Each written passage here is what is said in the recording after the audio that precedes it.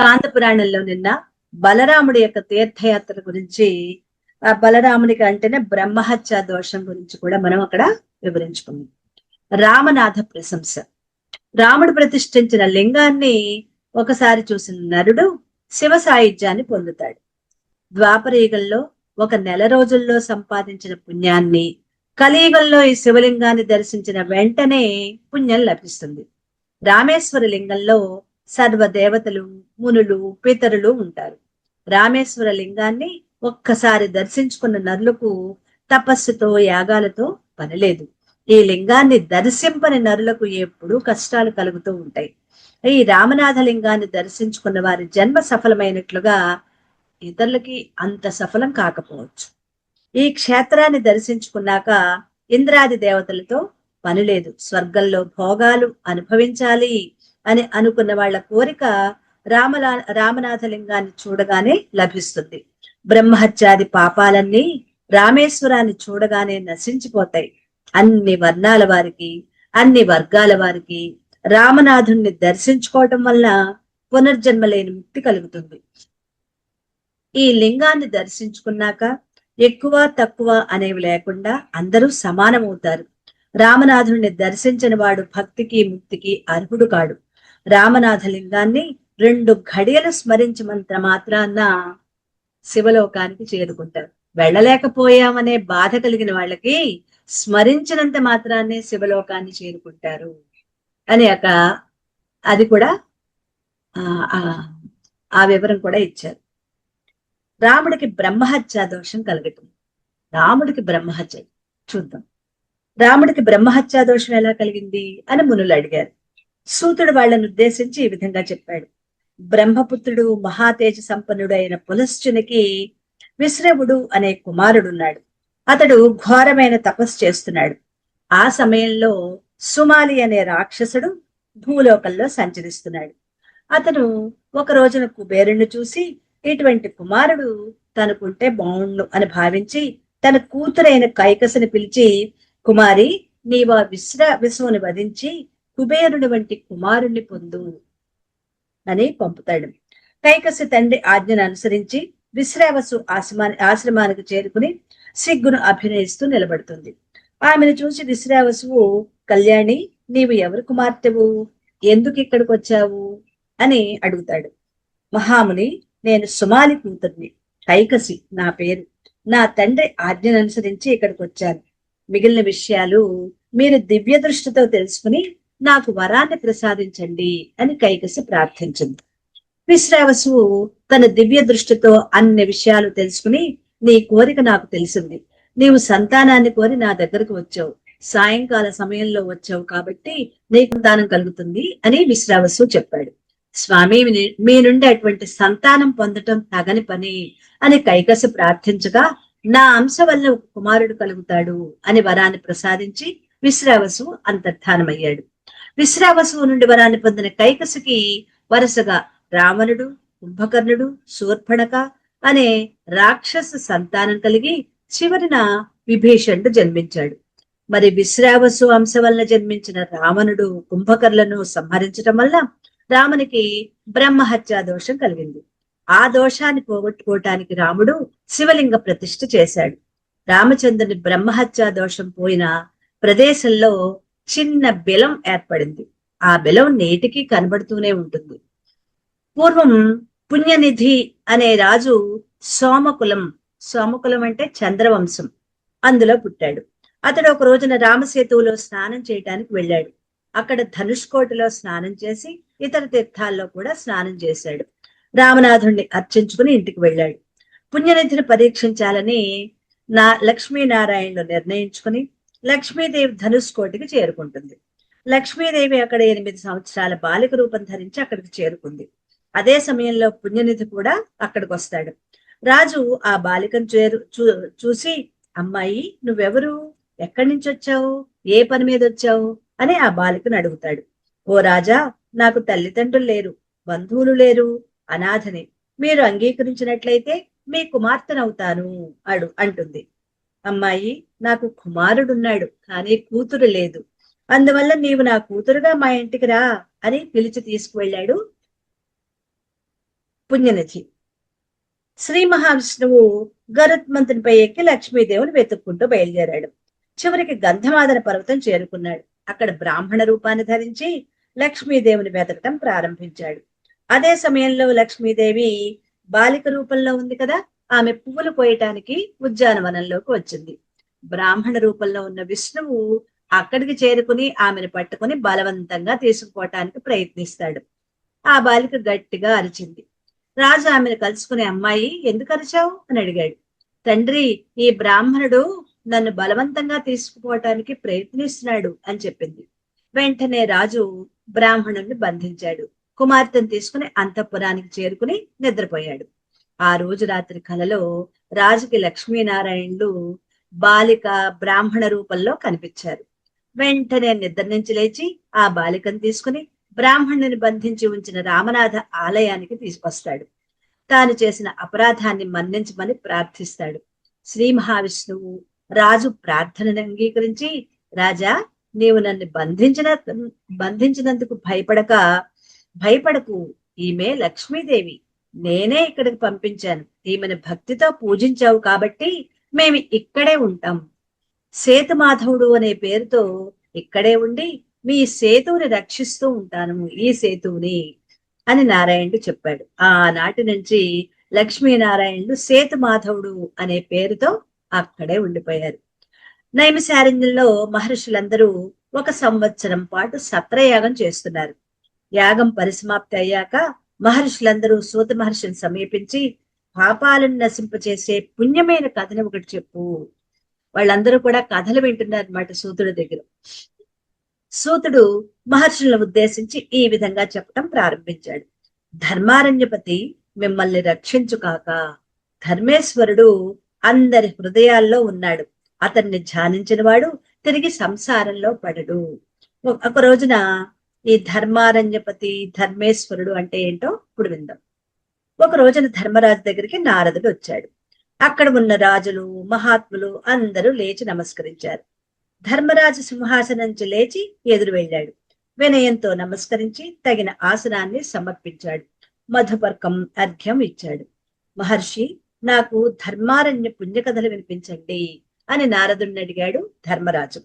రాజా, ఈ రోజు నేను కాదు వినిపించేది, వ్యాస భగవానుడు వస్తాడు.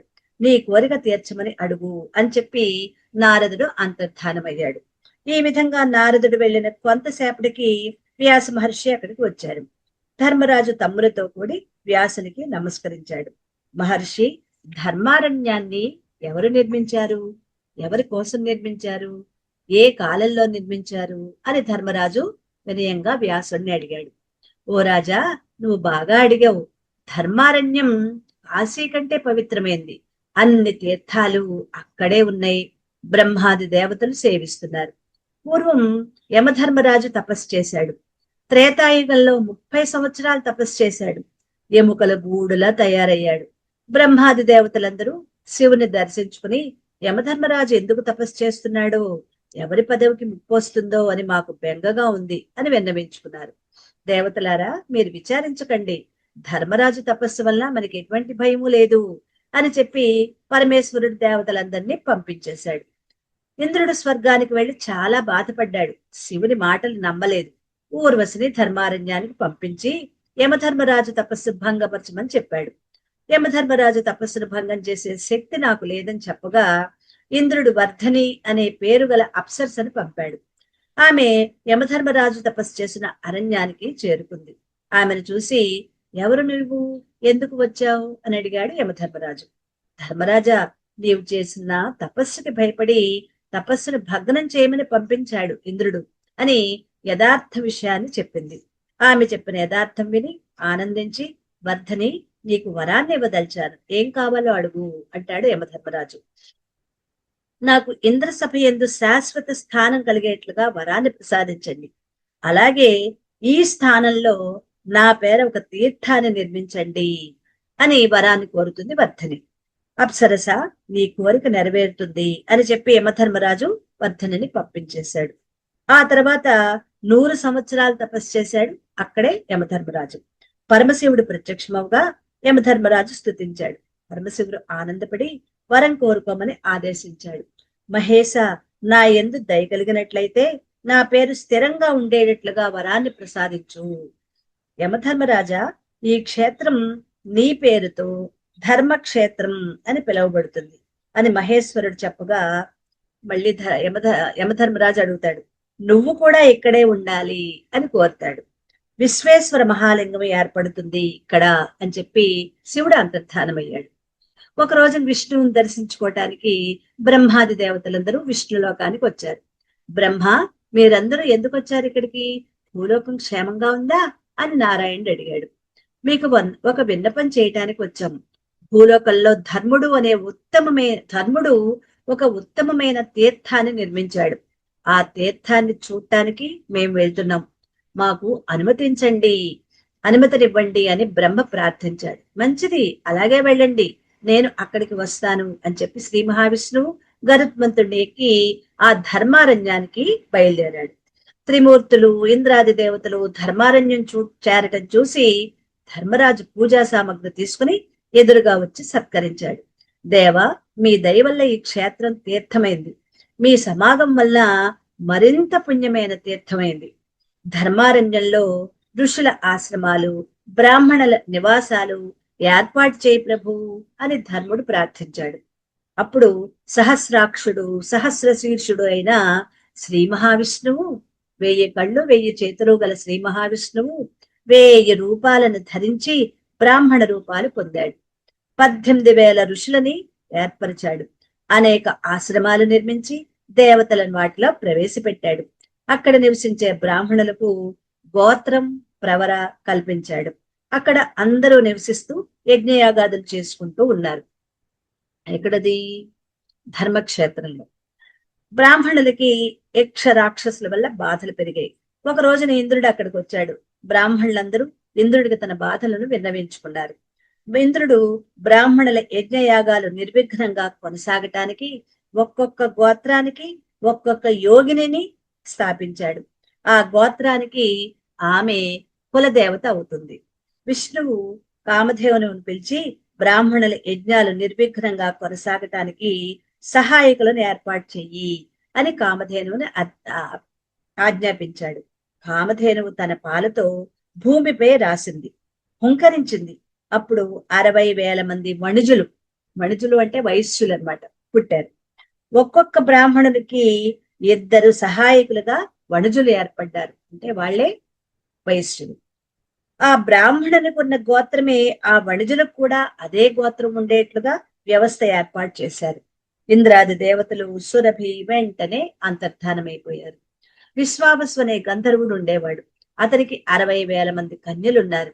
వాళ్ళందరినీ ధర్మారణ్యంలో ఉన్న వణిజులకిచ్చి వివాహం చేయమని మహేశుడు విశ్వావసుని ఆజ్ఞాపించాడు.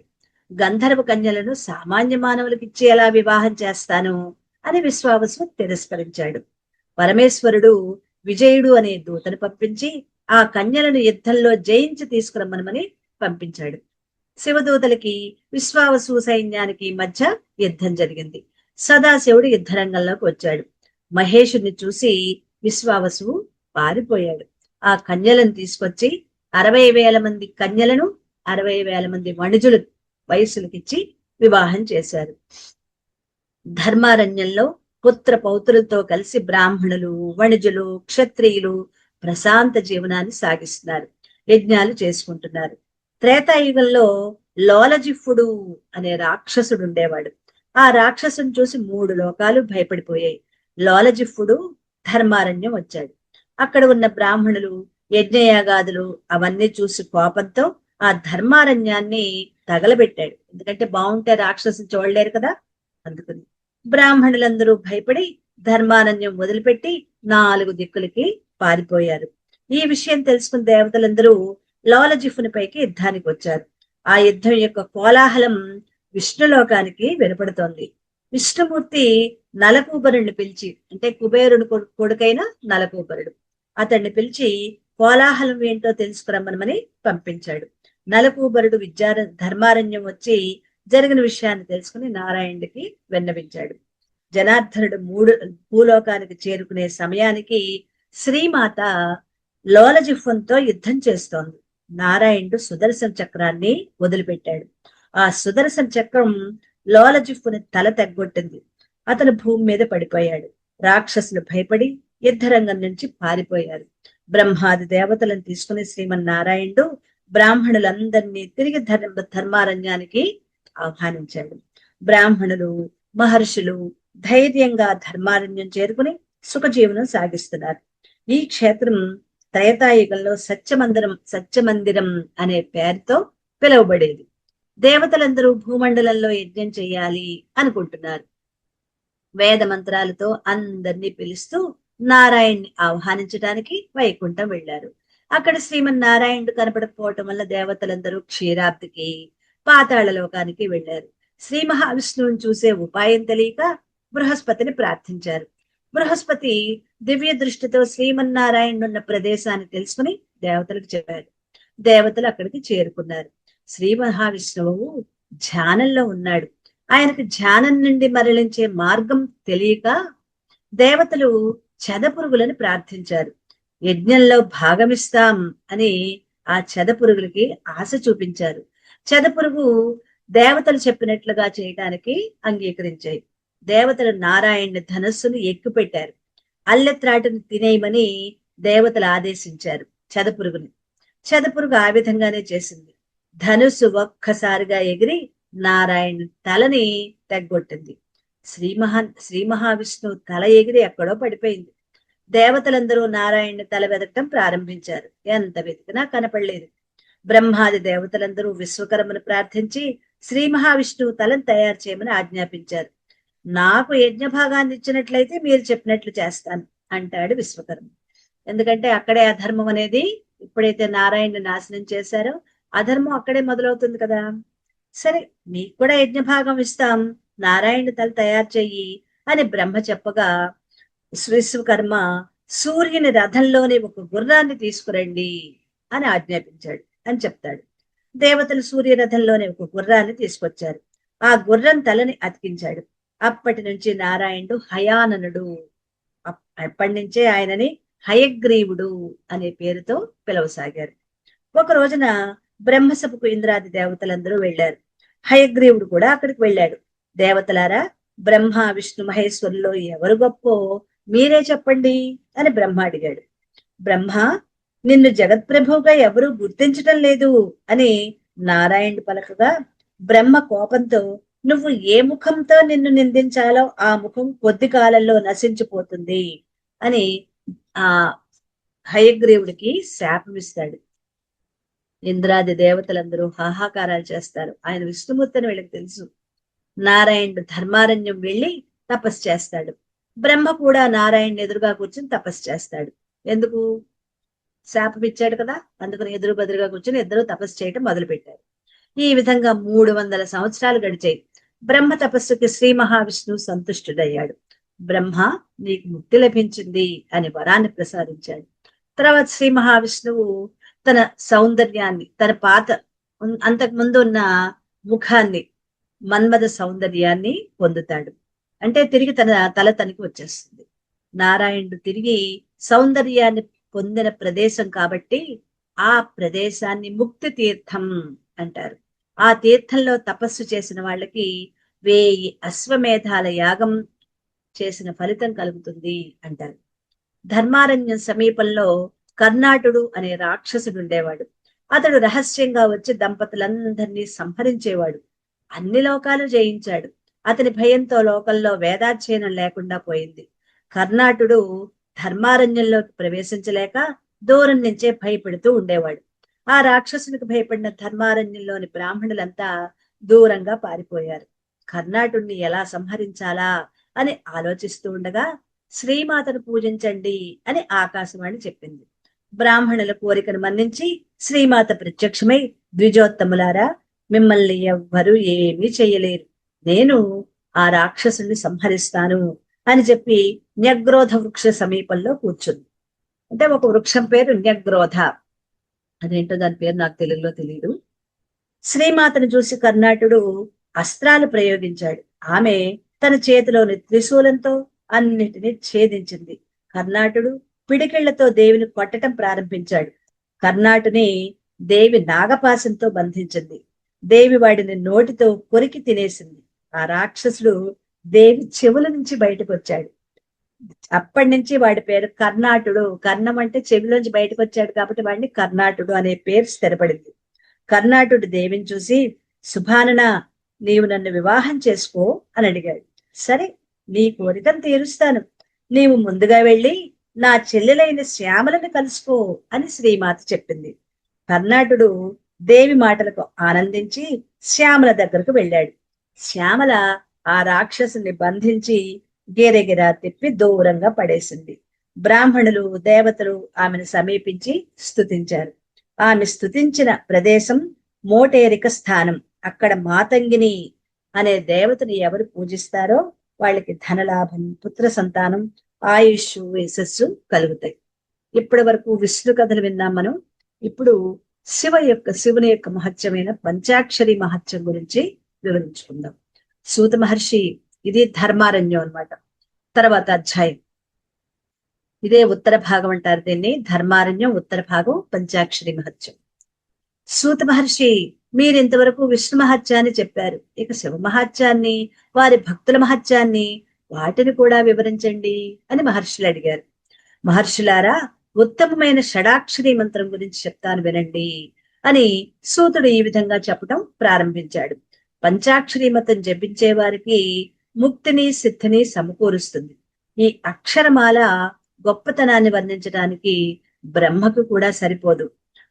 ప్రాణుల క్షేమం, సంక్షేమం కోసం ఓం నమ శివాయ అనే మంత్రాన్ని పరమేశ్వరుడు ప్రసాదించాడు. ఒక్కసారి ఈ మంత్రాన్ని ఉచ్చరించినట్లయితే ఇక సంసార బంధనాలు ఉండవు. మామూలుగా అయితే ఓం నమ శివాయ పంచాక్షరి మంత్రం, అది ఓం లెక్క పెట్టకపోతే, ఓం లెక్క పెడితే షడాక్షరి మంత్రం, 6 అక్షరాల మంత్రం అవుతుంది. ఆ తర్వాత ఇక సంసార బంధనాలు ఉండవు, మోక్షాన్ని పొందుతారు. ఈ మంత్రం మంత్రాలకి రాజు వంటిది. ఎవరైనా జపించచ్చు. దీక్షాదుల అవసరం కూడా లేదు. సద్గురు ద్వారా ఉపదేశాన్ని పొంది పుణ్యక్షేత్రాల్లో జపించిన వాళ్ళకి వెంటనే సిద్ధి లభిస్తుంది. ఈ విధంగా సిద్ధి పొందిన వాళ్ళ వృత్తాంతం చెప్తాను వినండి అంటూ, మధురా నగరంలో దశార్హుడు అనే రాజు ఉండేవాడు. అతడు మహాబలుడు, నీతి శాస్త్ర పారంగతుడు. అతని భార్య కళావతి. ఒక రోజు దశార్హుడు తన భార్యని సేన మందిరానికి పిలుస్తాడు. ఆమె ఆయన కోరికను నిరాకరించింది. ఆమె శరీరం కాలిన ఇనప ముద్దలాగా చాలా వేడిగా ఉంటుంది. దశార్హుడు ఆశ్చర్యపోయి, నీ శరీరం ఎందుకు ఇలా ఉంది? సేన మందిరానికి రావటానికి ఎందుకు నిరాకరించావు అని అడుగుతాడు. రాజా, ఆడవాళ్లని బలవంతంగా అనుభవించకూడదు. నా బాల్యంలో దూర్వాస మహాముని నాకు పంచాక్షరి మంత్రం ఉపదేశించారు.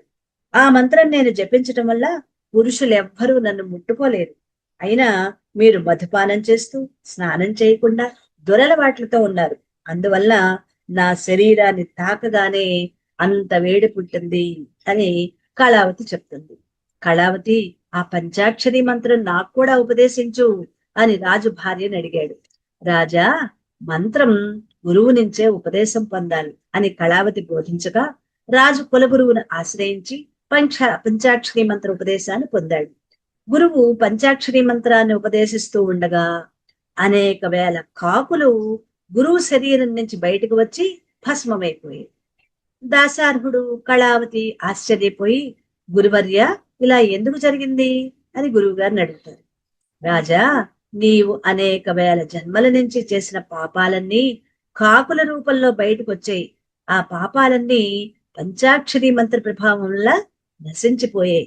నేటి నుంచి నీవు పంచాక్షరి మంత్రాన్ని జపిస్తూ ఉండు అని బోధించి వెళ్ళిపోయాడు. ఆ దంపతులు రాజమందిరం చేరుకుని పంచాక్షరి మంత్రాన్ని జపిస్తున్నారు. గోకర్ణ క్షేత్ర మహత్యం. పూర్వం మిత్రసహుడు అనే రాజు ఉండేవాడు. అతడు ఒక రోజు వేటకు బయలుదేరాడు. అతడు వేటాడుతూ ఒక రాక్షసుని సంహరించాడు. ఆ రాక్షసుని తమ్ముడు తన సోదరుడు మరణించినందుకు విచారించి ఎలాగైనా మోసం చేసి ఆ రాజును జయించాలి అనుకున్నాడు. ఆ రాక్షసుని తమ్ముడు. ఆ రాక్షసుడు మనుష్య రూపం ధరించి తమ్ముడు అనమాట. రాజు దగ్గర వంటవాడిలా చేరాడు. ఒక రోజున రాజు వశిష్ఠుని తన ఇంటికి భోజనానికి పిలిచాడు. రాజు చూసుకోకుండా వంటవాడు మాంసాన్ని వండి వడ్డించాడు. రాజుకు తెలియదు వంటవాడు ఇలా వడ్డించిన విషయం.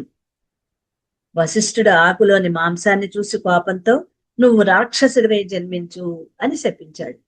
అన్యాయంగా తనని శపించాడనే కోపంతో వశిష్ఠుడిని శపించడానికి రాజు సిద్ధపడ్డాడు. అతని భార్య అయిన దమయంతి గురువుని శపించవద్దని ప్రార్థించి రాజు తాను శపించటానికి తీసుకున్న నీటిని తన కాళ్లపై విడిచిపెట్టుకుని, అంటే రాజుకు చెప్తుందనమాట, వద్దు వద్దు, ఆయన్ని వశిష్ఠుడిని నువ్వు శపించడం ఏంటి అని ఆ చేతిలో పోసుకున్న నీళ్లుని నీ కాళ్ళ మీద పోసేసుకో అంటుంది. ఆ కాళ్ళ మీద పోసుకోగానే కాళ్ళు మలమలమల మాడిపోయిన రంగులోకి వచ్చేస్తాయి. అందుకే ఆయన్ని కల్మషపాదుడు అనే పేరు పొందాడు. వశిష్ఠుని శాప ప్రభావం వల్ల రాజు రాక్షసుడుగా మారి అడవిలో తిరగటం ప్రారంభించాడు.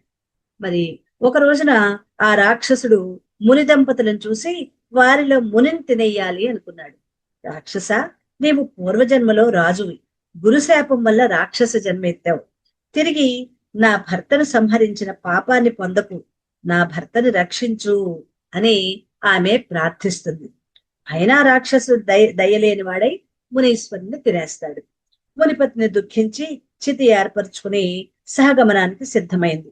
రాజా, నీవు దయలేని వాడివై నా భర్తను సంహరించి తినేశావు, కాబట్టి భార్యా సంగమం చేసిన వెంటనే నీకు మరణం సంభవిస్తుంది అని ఆమె శపించి సహగమనం చేస్తుంది. రాజు గురువు శాపాన్ని అనుభవించి తిరిగి తన రూపాన్ని పొంది ఇంటికి వెళ్ళాడు. రాజు వెంట బ్రహ్మహత్య కూడా వచ్చింది. మరి మునిని చంపేశాడు కదా. రాజు ఎంత ప్రయత్నించినా బ్రహ్మహత్య నుంచి తప్పించుకోలేకపోయాడు. చివరికి గౌతమ మహర్షి ఆశ్రమానికి చేరుకుని, మహర్షి, నేను ఘోర పాపాలు చేశాను, ఎంత ప్రయత్నించినా బ్రహ్మహత్య పాపం నుంచి విముక్తిని పొందలేకపోతున్నాను, నాకు తగిన ఉపాయం చెప్పండి అని రాజు వేడుకున్నాడు. రాజా, భయపడకు, శివుణ్ణి శరణు వేడినట్లయితే ఎవ్వరికీ భయం ఉండదు. గోకర్ణం అనే క్షేత్రం ఉంది, అక్కడ శివుడి నివాసం ఉన్నాడు. అక్కడ పాపాలన్నీ వెంటనే నశించిపోతాయి. బ్రహ్మహత్య చేసిన వాడు అక్కడ స్నానం చేసినట్లయితే వెంటనే ఆ పాపం నుంచి విముక్తిని పొందుతాడు. ఆ క్షేత్రంలో ఒకరోజు వ్రతాన్ని ఆచరిస్తే అది 1000 సంవత్సరాల వ్రతాన్ని ఆచరించిన ఫలితం కలుగుతుంది అని గౌతముడు ఆదేశించగానే రాజు గోకర్ణం చేరుకుని తాను వ్రతం చేసి పాపాల నుంచి విముక్తిని పొందుతాడు. చతుర్దశి మహత్యం ఇది మనం రేపు చెప్తాం.